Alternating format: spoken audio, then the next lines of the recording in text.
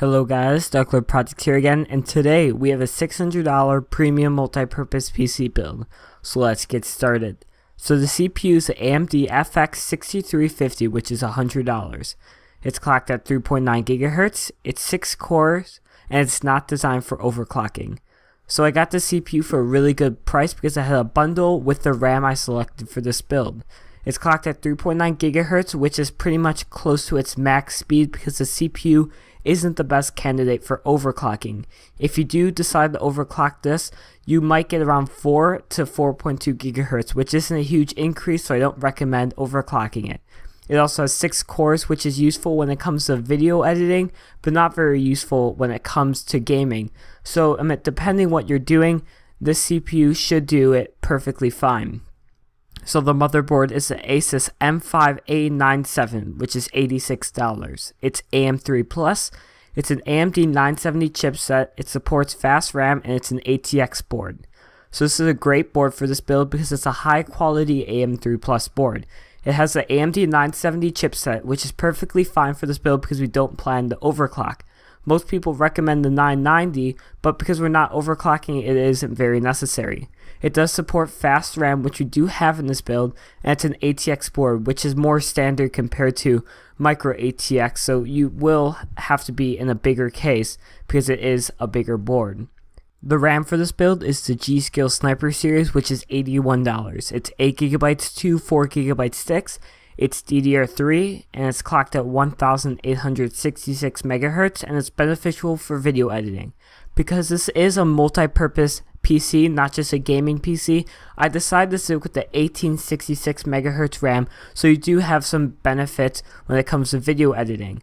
So with this RAM and the CPU, it will be a little bit better when it comes to video editing compared to any of my other gaming PC builds out there. It's also 8GB, which is standard for most PCs these days, and it's DDR3, which is perfectly fine for this build. So the hard drive for this build is the Western Digital Caviar Blue, which is $52. It's 1TB, it's a 3.5-inch HDD, and it's 7,200 RPM. So for most $50 hard drives, these are some pretty basic specs. It does have a very good price for the performance you are getting. 7,200 RPM is standard for most 3.5 HDDs. It's easily able to load up games and programs at a very decent speed. Obviously not as fast as an SSD, but still pretty decent speeds. 1TB is more than enough storage to hold some media, some editing files, some video games, pretty much anything. It shouldn't have an issue with capacity. The graphics card for this build is the MSI Radeon R9 280, which is $190. It has 3GB of GDDR5 RAM, it's clocked at 933 MHz, and it's an MSI Twin Frozr design. So this is a great graphics card for this build because it does have a pretty decent price and still has enough performance to play games and edit videos with no issues at all. So the MSI Twin Frozr is a very nice fan cooling system. I myself really like the cooling that this card offers, so I decided to stick with this card when it came to cooling. 933 MHz isn't the best, but feel free to overclock this card to increase that speed a little bit. And then 3GB of GDDR5 RAM should be perfectly fine for one monitor gaming and some pretty basic editing, nothing super fancy at a reasonable render speed. So the case for this build is the NZXT H230, which is $65. It's a simplistic, shiny case. It's an ATX mid-tower, and it's a medium-sized case. So this case easily can hold the ATX board with no issues at all. It's an ATX mid-tower case, which is pretty standard for most cases these days, and it is very simple. I like the design of this case because if you look around all four sides, there's no windows, it's just a very nice shiny NZXT design.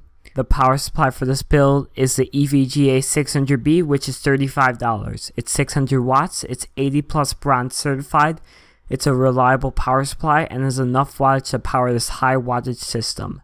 So EVGA has slowly been creating some more higher quality power supplies than the past few years, so I decided to stick with the EVGA 600B compared to the Corsair CX500. This power supply is the same price and does have about some of the same specs like 80 plus bronze certified.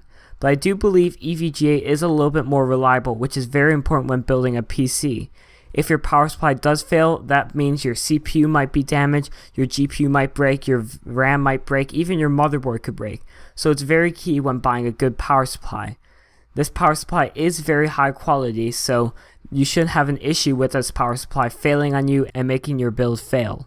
It also has enough wattage to power this high wattage system. Most Radeon R9 series products do use a lot of wattage, and if you do plan to overclock it, it will use more. So 600 watts should be more than enough to power up this build, and if you do decide to upgrade a part or two in the future, this power supply should still have enough capacity to power up those parts.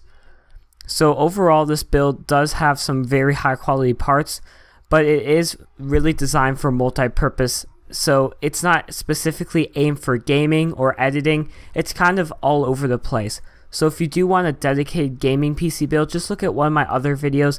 Those are much better compared to this one. But if you do plan to do making some YouTube videos and then edit them, or make gaming videos and edit them, this PC should be great. And because it does have its $600 price tag, it won't break the bank either. So that's pretty much it, guys. Make sure you check out purepc.net. Like, comment, and subscribe, and I will see you later.